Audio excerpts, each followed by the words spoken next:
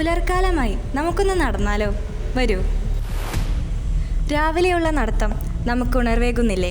നല്ല ശുദ്ധമായ വായു, അന്തരീക്ഷം, തണുത്ത കാറ്റ്, പ്രകൃതിയുടെ ശാന്തത. എന്തെല്ലാം വരദാനങ്ങളാണ് പ്രകൃതി നമുക്കായി കനിഞ്ഞു നൽകിയിരിക്കുന്നത്.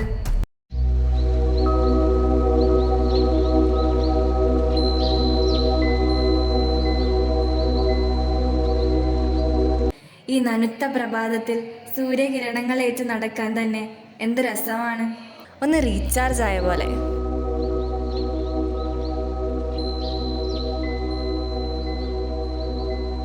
ഈ പുലരൊളിയിൽ പുഴയെത്ര സുന്ദരിയാണ്. ഈ ആംഗിളിൽ ഒരു ഫോട്ടോ എടുത്താൽ പൊളിക്കും.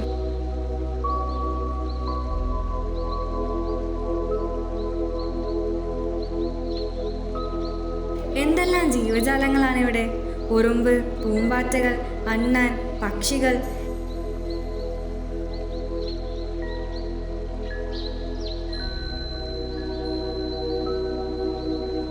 എന്തെല്ലാം കാഴ്ചകളാണ് പ്രകൃതി നമുക്കായി ഒരുക്കിയിരിക്കുന്നത്.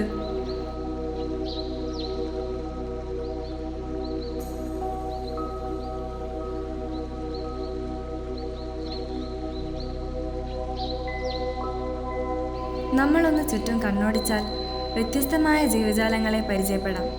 മനുഷ്യനൊപ്പം തന്നെ വസിക്കുന്നവർ.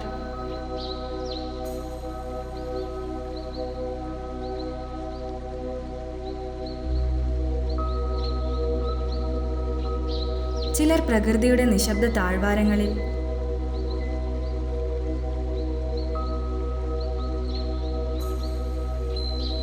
മരച്ചില്ലകളിൽ,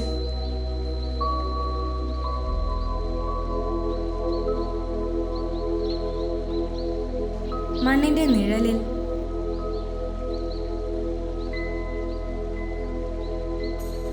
സൂക്ഷ്മമായി നിരീക്ഷിച്ചാൽ ഒരുപാട് അനുഭവ പാഠങ്ങൾ നമുക്ക് ലഭിക്കും. അവരുടെ കൂട്ടായ്മ, പ്രകൃതിയിൽ നിന്നും അവർ വിഭവങ്ങൾ ശേഖരിക്കുന്നത്, പരസ്പരമുള്ള ആശയവിനിമയങ്ങൾ എല്ലാം എത്ര മനോഹരമാണ്. വീണ്ടും വീണ്ടും കാണാനും കേൾക്കാനും തോന്നുന്നത്ര മനോഹരം. വിവിധ തരം പഴങ്ങൾ, പച്ചക്കറികൾ, ധാന്യങ്ങൾ, പൂക്കൾ. എത്രയെത്ര വിഭവങ്ങളാണ് പ്രകൃതി നമുക്ക് നൽകുന്നത്. പക്ഷേ ഇന്ന് പലയിടത്തും ഈ മനോഹര കാഴ്ചകൾ കാണാൻ സാധിക്കുന്നുണ്ടോ? ഒന്ന് ആലോചിച്ച് നോക്കൂ. പ്രകൃതിയെ ഇത്രമേൽ ആശ്രയിക്കുന്ന ജീവജാലങ്ങളൊന്നും തന്നെ പ്രകൃതിയെ ഒരു രീതിയിലും തിരിച്ചുപദ്രവിക്കുന്നില്ല, മനുഷ്യനൊഴികെ. നമ്മൾ മനുഷ്യന്മാർ മാത്രമെന്തേ ഇത്ര വിവേകരഹിതമായി പെരുമാറുന്നത്? നമ്മുടെ ജീവനെ ദോഷകരമായി ബാധിക്കുമെന്നറിഞ്ഞിട്ടും പ്രകൃതിയെ നശിപ്പിക്കുന്നത്, നമ്മുടെ ജീവന്റെ നിലനിൽപ്പിനെ ഇല്ലാതാക്കുന്നത്. നമ്മൾ കൃഷി ചെയ്തുകൊണ്ടിരുന്ന എത്ര സ്ഥലങ്ങളാണിന്ന് തരിശുഭൂമികളായത്. ഒരു കാലത്ത് നാം വലിച്ചെറിഞ്ഞ ജൈവമാലിന്യങ്ങൾ സ്വീകരിച്ച് മണ്ണിനെ സമ്പുഷ്ടമാക്കിയ മണ്ണിരകളെയും ഉറുമ്പുകളെയും മറ്റ് സൂക്ഷ്മജീവികളെയും തോൽപ്പിച്ചുകൊണ്ട് പ്ലാസ്റ്റിക് കവറുകളിലാക്കി ജൈവമാലിന്യങ്ങൾ നാം ഭൂമിയുടെ മാറിലേക്ക് വലിച്ചെറിഞ്ഞു.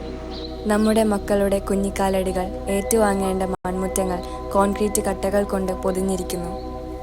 എന്തിനേറെ പറയുന്നു, നമ്മുടെ റോഡരികുകൾ പോലും കോൺക്രീറ്റിനാൽ അലങ്കരിക്കപ്പെടുന്നു. ആകാശത്തിൻ്റെ കണ്ണുനീർ ഏറ്റുവാങ്ങാനാകാതെ ഭൂമിയുടെ ഹൃത്തടം ചുട്ടുപൊള്ളുന്നു. പുഴകൾ ഒരിക്കൽ നമ്മുടെ ദാഹം തീർത്തു. ഇന്ന് പുഴയ്ക്കാണ് ദാഹം. ഒരിക്കൽ വിളവെടുത്ത മണ്ണിൽ ഇന്ന് പ്ലാസ്റ്റിക് വളരുന്നു. വമ്പൻ ഫ്ലാറ്റുകൾ ഉയരുന്നു. ഭൂമിക്ക് നിഴൽ നഷ്ടമാവുന്നു. വഴികൾ നീളുന്നു. പക്ഷേ മരങ്ങൾ ചുരുങ്ങുന്നു. വളർച്ചയുടെ പേരിൽ നാം ശ്വാസം തന്നെ വിഷമയമാക്കി. ഒരേ സമയം പുഴകൾക്ക് രൗദ്രഭാവവും ദൈന്യതയും. കഴിഞ്ഞ മാസം മഴക്കാലത്ത് എന്ത് വെള്ളമായിരുന്നു. ഇന്ന് ഒരു മാസത്തിനിപ്പുറം എന്ത് വരൾച്ചയാണ്. പ്ലാസ്റ്റിക് മാലിന്യങ്ങൾക്കിടയിൽ ഭൂമിയിലേക്ക് വെള്ളമിറങ്ങുമോ? നാളെ ഇതുപോലെ ചെടികളും പൂക്കളും നമുക്ക് കാണാനാകുമോ? കുടിവെള്ളം വരെ വിൽക്കുന്ന കാലം വരുമെന്ന് പറഞ്ഞപ്പോൾ വിശ്വസിക്കാനാവാതെ ചിരിച്ചു തള്ളിയൊരു തലമുറയുണ്ടായിരുന്നു നമുക്ക്. അവിടെ നിന്ന് ഇന്ന് മെട്രോ നഗരങ്ങളിൽ ഒരു സങ്കോചവും കൂടാതെ വെള്ളം മാത്രമല്ല ശുദ്ധവായുവും വില കൊടുത്ത് വാങ്ങുന്ന കാലഘട്ടത്തിൽ നാം എത്തിച്ചേർന്നു. നാളെ നമ്മളും ശുദ്ധവായു വില കൊടുത്ത് വാങ്ങേണ്ടി വരുമോ? ഇനി എന്നാണ് നമുക്ക് തിരിച്ചറിവുണ്ടാവുന്നത്? നമുക്ക് പ്രകൃതി നൽകുന്ന അനുഗ്രഹങ്ങൾ വരും തലമുറയ്ക്ക് കൈമാറാൻ നമ്മളും എന്തെങ്കിലും ചെയ്യേണ്ടതല്ലേ? നമുക്ക് തലമുറകൾ കൈമാറി വന്ന നമ്മുടെ കാർഷിക സംസ്കാരം തിരിച്ചു പിടിക്കാം. നമ്മുടെ പുതുതലമുറയെ കൃഷിയിലേക്ക് കൈപിടിച്ച് നടത്താം. നമുക്ക് കൃഷി പുനരാരംഭിക്കാം.